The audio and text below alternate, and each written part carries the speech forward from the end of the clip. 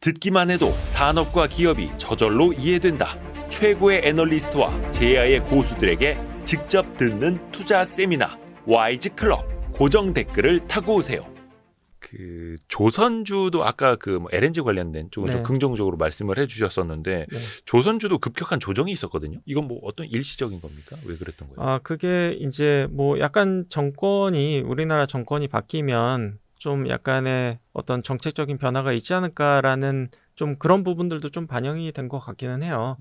근데 이제 저는 이제 조선 쪽이 약간 우리나라의 정세를 보기보다는 해외 정세를 좀 더 봐야 된다고 생각을 하고요. 그 관점에서 봤을 때는 수혜가 조금 확실해 보이는 몇 안 되는 업종 중에 하나인 것 같아서 예, 오히려 이번에 하락할 때도 이제 조선 비중은 더 늘렸거든요. 그러면 아까 서두에 말씀해 주신 것처럼 트럼프 당선 이후에 미국의 LNG 자기네 가스 판매가 늘어날수록 조선에 대한 수요는 더 올라올 수 있고. 실제로 그러니까 유럽에서 수입량의 예를 들어서 한 40에서 60% 사이를 그러니까 러시아에서 가져오던 거를 거의 다 미국산으로 대체가 이미 다 된 상태예요. 그리고 이제 미국에서는 이제 수출하려고 하면은 이제 LNG 터미널을 지어야 되는데 거기에 대한 허가라든지 어떤 진행들이 좀 활발하게 이루어지는 부분이 있다 보니 그게 이제 선행 지표라고 할 수가 있는데 결국에는 이제 이게 미국에서 유럽으로 날아야 되는 배는 점점 더 많이 필요해지는 거죠. 그래서 과거에는 우리나라가 뭐 카타르를 비롯한 중동 지역에서 이제 수출을 많이 받았다고 하면은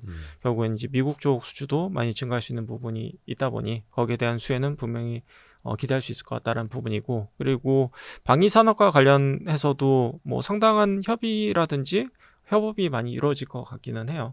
그래서 이제 그런 쪽의 수혜도 기대할 수 있을 것 같고요. 중요한 거는 조선주 조정받을 때 더 샀다라는 거. 네, 예. 맞습니다. 겨울 이건규 시간이 이렇게 유익합니다, 여러분.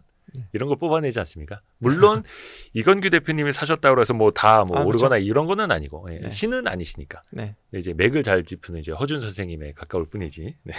조선도 혹시 바스켓으로 담으십니까? 바스켓으로 가져가고 있어요. 네. 조선 쪽도 이제 미국에 진출을 해서 선박 수리라든지 나중에 뭐 군함까지 할 수 있는 없는 이야기도 있습니다만 그런 쪽으로 더 기대를 받는 업체들도 있고 아닌 데들도 있고 하잖아요. 네. 근데 이제 1차적으로는 이제 LNG선과 관련된 이제 회사를 좀 갖고 있고요. 또 한 가지는 이제 결국에는 FLNG 이제 해양 플랜트.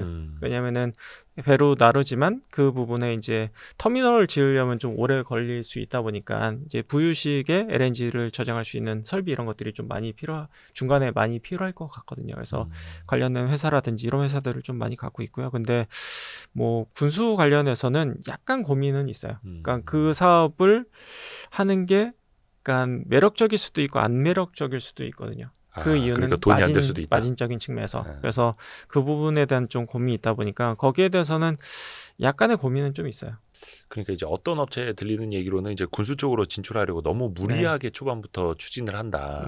물론 이제 장기적으로 봤을 때는 뭐 이렇게 큰 그림이 있겠습니다. 근데 이제 이게 어려운 게 여태까지는 마진이 낮은 사업이었던 걸로 알고 있고요. 근데 이제 그게 좀 더 본격화돼서 마진이 정말 올라갈지 여부는 조금 더 이제 나중 일이고 나중에 할 수 있는 부분이 있다 보니까 지금 꼭 좋다 나쁘다라고 얘기하기 좀 힘든 부분은 있는 것 같아요. 미국 기업들도 별로 이제 마진이 안 남아서 별로 안 하고 있는 일을 한국 기업이 가서 미 군함을 건조한다면 과연 많이 남겨 먹을 수 있을 것이냐. 근데 이제 주로 이제 미 군함 관련된 이제 수리 부분을 말씀드린 거고요. 뭐 신규 건조 같은 경우에는 그래도 마진이 좀 남을 것 같기는 해요. 좋습니다. 이것도 계속해서 2달에 한 번씩 우리가 체크를 해볼게요. 아까 잠깐 이제 반도체 쪽을 이야기해 주셨는데 물론 이제 반도체도 이제 중국 쪽이 올라오고 있습니다만 그거는 좀 전통적인 메모리 중에서도 약간 미세회로 폭이 좀 넓은 것들. 지금 뭐 DDR4 이제 중심으로 이제 이루어졌고 아직 DDR5까지는 따라오지는 못하고 있는 걸로 보이고 있기는 해요. 그래서 기존에도 계속해서 이제 이건규 대표님은 삼성전자보다는 하이닉스 쪽이 조금 더 이제 상향 룸이 좀 있다 이렇게 계속 말씀을 해주셨는데 이건 흐름이 달라진 건 없습니까? 저는 이게 흐름이 단기간에 바뀌긴 어렵다라고 보고 있어요. 왜냐면 이제 기술 격차라는 부분이 몇 개월 만에 이제 우리가 따라잡을 거야라고 해서 따라잡을 수 있는 게 아니라고 생각을 하거든요. 근데 지금 뭐 전통적인 D램보다는 조금 더 이제 고부가치 뭐 메모리에서 이제 시장 상황이 좋은 건데 그쪽에서는 하이닉스가 확실히 좀 앞서 있다 보니까 이제 그런 경쟁력이 앞으로 뭐 예를 들어서 3년 5년 후 이렇게는 어떻게 될지 모르겠지만 당장 뭐 내년 뭐 내후년 정도까지 봤을 때는 이런 트렌드는 좀 이어질 가능성이 높다라고 보고 있고요. 그리고 하이닉스랑 삼성전자 이제 반도체 사업부만 얘기를 하면은 이제 올해 3분기 때 이익이 하이닉스가 훨씬 더 높게 나온 부분이 있는데 저는 요 어떻게 보면 좀 스프레드라고 할 수 있는 요 차이가 저는 더 벌어질 거라고 보고 있어요. 반도체만 놓고 보면 네. 이제 거의 삼성전자가 따라올 수 없는 곳까지 하이닉스가 갈 수 있다. 네. 그리고 지금 HBM과 관련된 수요에 대한 어떤 노이즈가 되게 많은 상황이에요. 수요에 대한 노이즈요? 네. 그래서 이제 엔비디아가 지금 속도로 증가할 수 있느냐, 그리고 HBM이 지금과 같은 속도로 성장할 수 있느냐, 그리고 하이닉스가 독식하던 시장을 계속 유지할 수 있느냐, 뭐 이런 다양한 노이즈들이 있었는데 저는 결국에는 뭐 내년까지만 봤을 때는 왜냐하면 내후년은 사실 내년을 또 지켜봐야지 알 수 있는 부분이 있다 보니 이제 내년까지 봤을 때는 상당히 내후년까지도 사실 상당히 높은 확률로 보고 있기는 한데 좀 지켜봐야 되겠지만 이제 좀 과소평가받고 있다. HBM에 대한 어닝에 대한 파워나 모멘텀을 너무 조금 우리나라 시장에서 너무 과소평가하고 있는 게 아닌가라는 생각은 좀 드는 것 같아요. HBM 수요에 대한 노이즈도 그렇고 이 회사에 대한 과소평가도 네, 그렇고요. 뭐 가격이라든지 수요라든지 뭐 이런 부분들의 그리고 이제 어닝 포텐셜 이런 부분들이 너무 과소평가받고 있지 않나라는 생각을 갖고 있어요. 그리고 저는 이제 내년 3월 정도, 그러니까 언제 몇 월이 될지 확실치는 않아요. 근데 이제 한 3월 정도로 추정을 하고 있긴 한데 그 CXMT의 가 이제 지금은 이제 블랙리스트에 들어가 있지 않은 상태이거든요. 미국에 이제 뭐 장비라든지 이런 업체들이 지금 CXMT에 뭐 전혀 제재 없이 들어갈 수 있는 상황, 매출을 발생할 수 있는 상황이에요. 그러다 보니까 미국 이제 상위 장비 업체들의 매출 이제 지역별 매출 비중을 보면은 중국 매출 비중이 거의 한 40-50% 정도가 될 정도로 그러니까 엄청나게 중국에 장비를 팔아 먹은 거죠. 근데 그 이유가 블랙리스트에 등재가 안 되어 있다 보니 CXMT는 그냥 마음 놓고 장비를 살 수가 있었어요. 그러니까 굉장히 좀 미세 회로폭을 만들 수 있는 장비들을 이제 살 수 있었던 거고. 근데 이제 기대하는 바로는 아직 뭐 알 수는 없지만 그리고 올해 하반기 그러니까 11월 달에도 이제 블랙리스트에 들어가냐 안 들어가냐 말은 말았지만 결국엔 빠졌거든요. CXMT가. 근데 내년 3월 정도 되면은 결국에는 이제 블랙리스트에 등재가 될 수 있지 않을까라고 생각은 하고 있어요. 근데 이제 이게 굉장히 좀 중요한 부분이 뭐 DDR5라든지 HBM을 만들려고 하면은 신규 장비가 들어와야 되거든요. 근데 이제 그게 뭐 한 2분기, 3분기 정도에 이제 들어갈 걸로 예상을 하고 있는데 만약에 뭐 3월 달에 그게 이제 스톱이 된다라고 하면은 결국에는 조금 고부가치 메모리에 대해서는 이제 진입 장벽이 생기고 그리고 그 진입할 수 있는 기간이 적어도 한 2-3년 정도는 조금 쭉 미뤄지는 이제 캐파를 더 이상 증가하기 좀 어려운 부분들이 발생을 하거든요.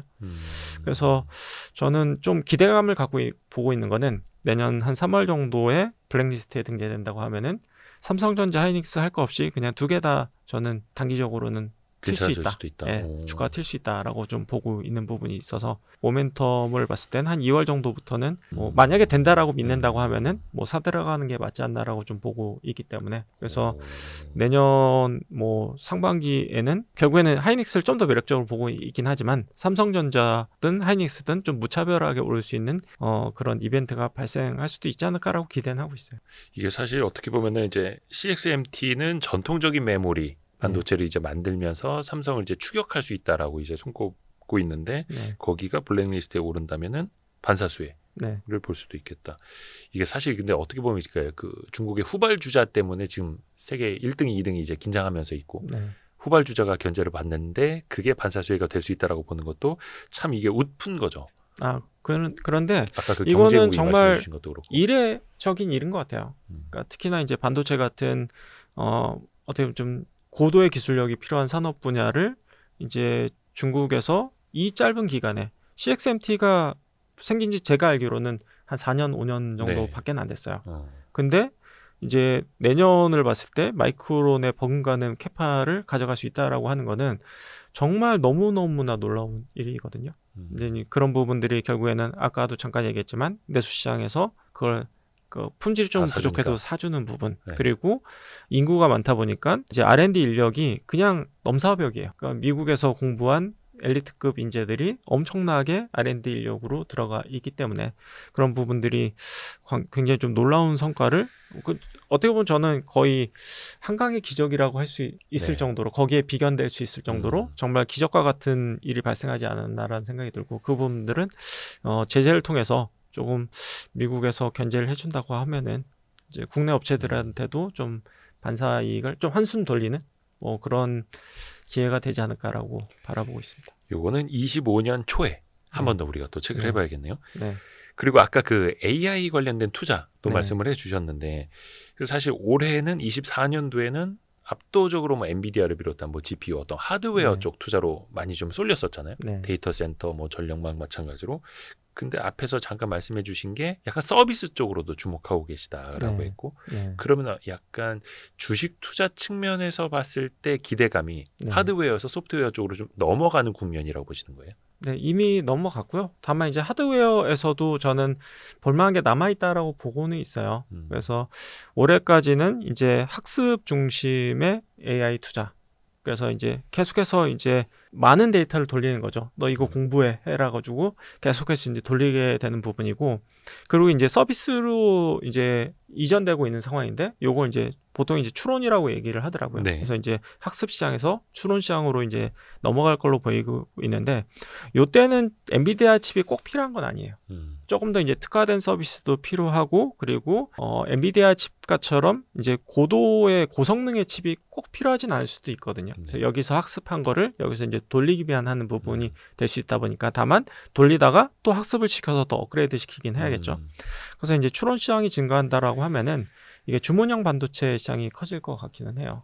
브로드컴이라든지 마벨이라든지 이런 업체들이 이제 특정 서버 업체가 데이터 센터 업체가 이런 칩을 개발해줘라고 하면은 그런 업체들이 이제 거기 스펙에 맞춰서 통신 칩을 만들어 주거든요. 마벨이나 이제 브로드컴 같은 경우에는 뭐 내년까지도 계속해서 이제 조금 두각받을 수 있는 업체들 중 하나다라고 말씀드릴 수 있을 것 같고, 그리고 이제 우리나라는 이제 워낙 초고속 통신망이 잘 갖춰져 있지만 미국은 이제 아직도 구리선을 많이 쓰고 있는 상태이다 보니까 데이터 센터도 마찬가지로 광 케이블과 관련된 투자가 좀 많이 되어야 되는 상황이에요. 네. 거기에 대한 투자가 많이 필요하거든요. 그래서 광 케이블 업체라든지 아니면 광전 소자라고 해서 관련된 이제 데이터를 좀 변환시켜 줄 수 있는 소자 업체라든지 이제 하드웨어 측면에서는 그렇게 말씀드릴 수가 있을 것 같고요. 그래서 이제 그런 쪽에 이제 투자도 많이 증가할 수 있을 것 같다라고 말씀드릴 수 있을 것 같고, 뭐 서비스야 뭐 계속해서 제가 해서 이제 강조해서 말씀드렸기 때문에 그쪽은 계속 증가하는데, 우리나라에는 그 서비스가 눈에 안 보이고 이제 손에 안 잡히다 보니 그러니까 확 와닿지는 않기는 하거든요, 사실은.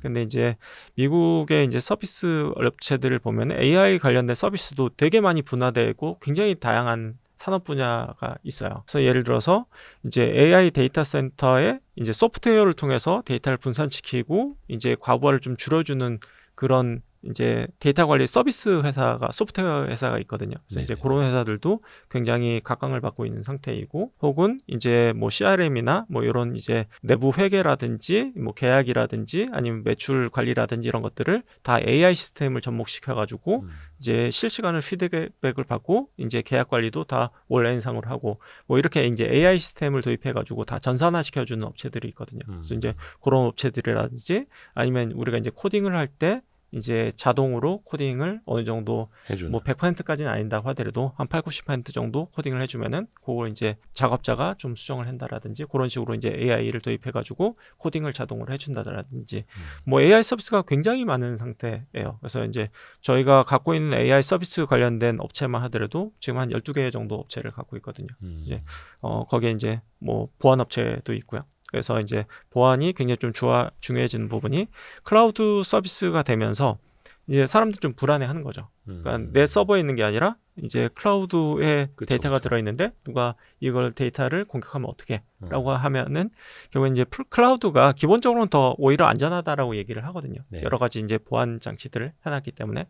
근데 이제 반대로 생각했을 때는 이 공격하는 이제 해커들에서도 AI를 돌려서 이 효율적으로 공격을 하게 되거든요. 네. 그래서 이제 보안과 관련된 서비스도 굉장히 수요가 많이 증가하고 있기 때문에 보안과 관련된 회사들도 굉장히 실적이 좋은 상태예요. 그래서 이제 그런 쪽으로 계속해서 이제 서비스라든지 어떤 아이디어를 좀 분화하고 있는 상태다.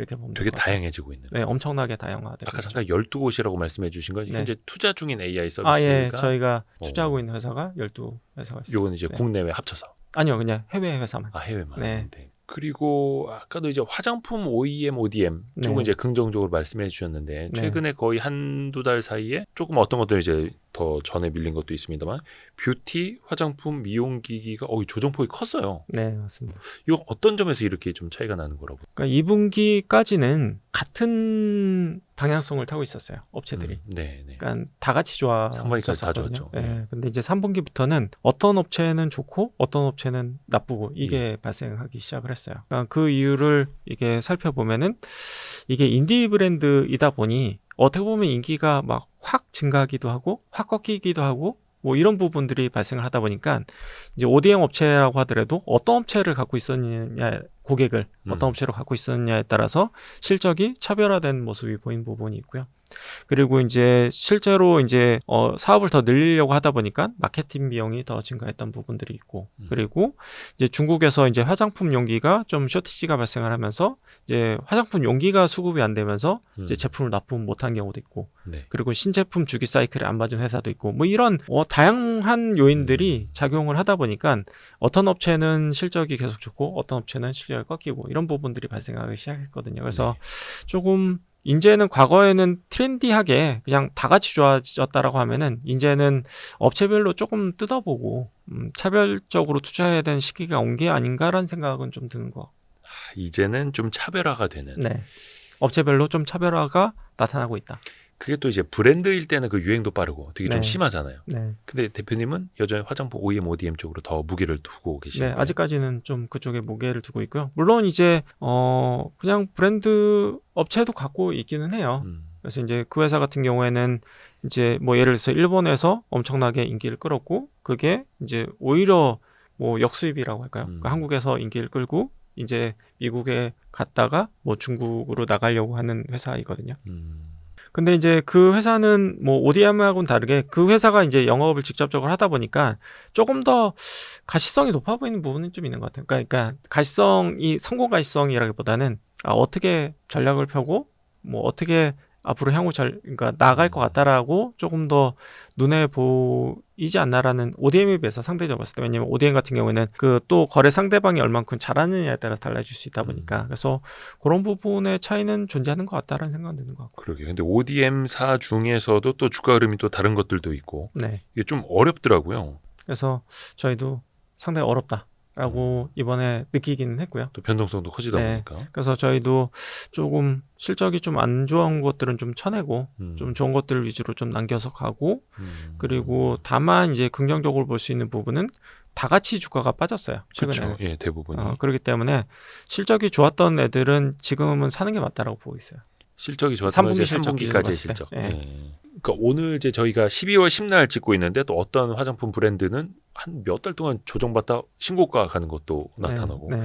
그래서 이거를 참 찾아내는 것도 어렵고. 네. 역시. 그러다 보니까 그러니까 특정 업체에 너무 이제 한쪽에 쏠리기보다는 그래도 조금 분산해서 가져가는 게 맞지 않나라는 생각은 들고요. 좀 더 분산을 해서. 네. 거의 2024년도 다 지나갔고. 네. 항상 이제 이맘때쯤 되면 과연 2025년 새해의 투자 화두는 뭐가 될까? 키워드는 뭐가 될까? 네. 이게 뭐 2023년에는 그 직전 말에 챗 GPT 나오면서 AI 관련주가 엄청나게 폭등했었고 네. 로봇 관련주도 마찬가지였고 네. 사실 24년 초에도 좀 비슷하기도 했었고요. 25년의 트렌드는 뭐가 될까요? 뭐 대략적으로라도. 근데 이제 저는 24년도에 좋았던 것들이 그냥 25년도도 좋다라고 기본적으로 생각하고 있어요. 연장선에서. 네. 왜냐면은 24년에 안 좋았던 것들이 갑자기 좋아질 만한 요소가 별로 없어요. 네, 그렇기 때문에 24년에 좋았던 것들이 25년에 좋다라고 기본적으로 생각하면 될 것 같은데 거기에는 뭐 계속해서 강조 들었던 뭐 AI를 빼놓고 생각할 수는 없을 것 같고요. 이제 거기에 이제 추가되는 부분이 이제 LNG 밸류 체인 뭐 그 정도가 이제 추가가 된 부분이 있고요. 그리고 이제 화장품이라든지 뭐 제약 바이오라든지 뭐 그런 것들은 업체별로 조금 다 다를 거기 때문에 네. 조금 업체별로 좀 접근해야 될 것 같다라는 생각이 들고요. 대표님은 2024년 네. 좀 어떠셨어요? 전체 이제 투자하시면서 올해 한 해는. 굉장히 그러니까 지수가 하락폭에 비해서는 굉장히 심리적으로 느끼는 위축돼 부담이 되게 컸던 것 같기는 심리적으로요? 해요. 예. 왜냐면은 뭐 중국이 조금 올라오면서 이제 특히나 이제 반도체 부분에 있어서 그러니까 생각했던 것보다 굉장히 안 좋았던 부분이 결국에는 이제 반도체 내지는 그 IT 투자하신 분들 사실 다 똑같았을 그쵸. 것 올해 같네요. 뭐 너무 그러니까 힘들었죠. 어떤 거였냐면은 레거시 디램이 좋아질 줄 알았는데 이게 아니었네. 그러니까 그 뒤에는 CXMT가 있었던 거였고, 예. 근데 이제 그게 정말 이렇게 경쟁업체가 빠르게 나올 거라고는 누구도 상상하거나 예측하기 좀 어려웠던 것 같긴 해요. 예, 그러다 보니까 그쪽에서 이제 상처를 받은, 그러니까 수익적인 측면이 되겠죠.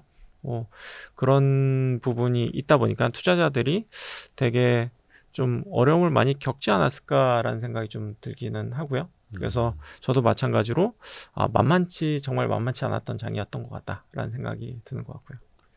그러니까 제가 이건규 대표님을 처음 뵀던 게 2020년이었나? 근데 매해 제가 그 투자의 난이도 이런 거 항상 네. 여쭤봤던 것 같아요. 네. 그때 한 22년도쯤 되면은 이제 투자의 난이도 되게 높아질 거라고 말씀해 네. 주셨던 것도 기억에 남고, 네. 25년도 투자의 난이도는 어떨까요? 네. 24년도 근데 쉽지 이제 않았습니다만 저는 24년도보다는 좀 나을 것 같아요. 25년에는요. 네. 왜냐하면 우리가 확인할 수 있는 것들은, 그러니까 예측하기 좀 어려운 것들이 24년도 좀 많이 나왔기 때문에 예. 투자 난이도로 봤을 때는 저는 거의 최상에 가까운 굉장히 높은 난이도였던 것 같고요. 근데 이제 요걸 바탕으로 해서 25년도 전략을 짜는 데 있어서는 24년도에 너무나 조금 어이가 없거나 좀 예측하기 어려운 것들이 이미 다 나와 있는 상태이고, 그걸 바탕으로 25년 전략을 짠다고 하면은 그래도 좀 더 수월한 느낌이 좀 드는 것 같아요. 그리고 이제 먼저 미국 힘들었기 때문에 역기적일 거 아닙니까? 그렇죠. 네. 그리고 이제 미국 경제가 과연 버틸 수 있을까라는 부분에 있어서 뭐 24년도에 조금 의문점이 있었다고 하면은 오히려 지금은 조금 더 그냥 미국 경제는 여전히 탄탄하겠구나라는 생각이 드는 부분도 있다 보니까 네네네. 그래서 그런 부분들 종합적으로 감안했을 때는 나쁘지 않은 것 같다. 올해보다는 훨씬 가벼울 것 같다라는 생각이 드는 것 같아요. 올해보다 힘들면 안 되죠. 네. 거의 뭐 사람들 다 쓰러져 죽습니다. 네. 올해보다는 가볍지 않을까라고 어. 생각합니다. 네. 늘 항상 이렇게 또 길잡이가 되어주셔서 감사합니다. 또 항상 이렇게 또 섹터별로 그렇고 시장에도 맥을 짚어주시니 너무 감사합니다. 아니 근데 제가 이제 녹화하다가 든 생각인데 이건규 대표님을 그동안 저희 YG 클럽에 못 모셨었네. 한번 저희 네. 주로 이제 애널리스트 세미나 위주로 하기는 하는데 네. 어떤 이제 고수분들 투자 실전 고수분들도 네. 모셔서 좀 세미나를 청하기도 하거든요. 네, 뭐 혹시 이렇게 소통할 수 있는 기회가 있으면 좋을 것 같기는 해요. 그러면 이제 1월은 격월 이건규가 없는 달이니까 1월에 네. 혹시 예, 가능합니다. 즉석 섭외. YG 클럽이 이렇게 좋은 겁니다, 여러분. 네. 그래서 YG 클럽에도 관심 많이 가져주시고 우리 르네상스 자산운용에도 관심 많이 가져주십시오. 격월 이건규 12월 호회였습니다. 고맙습니다. 네, 감사합니다. 감사합니다.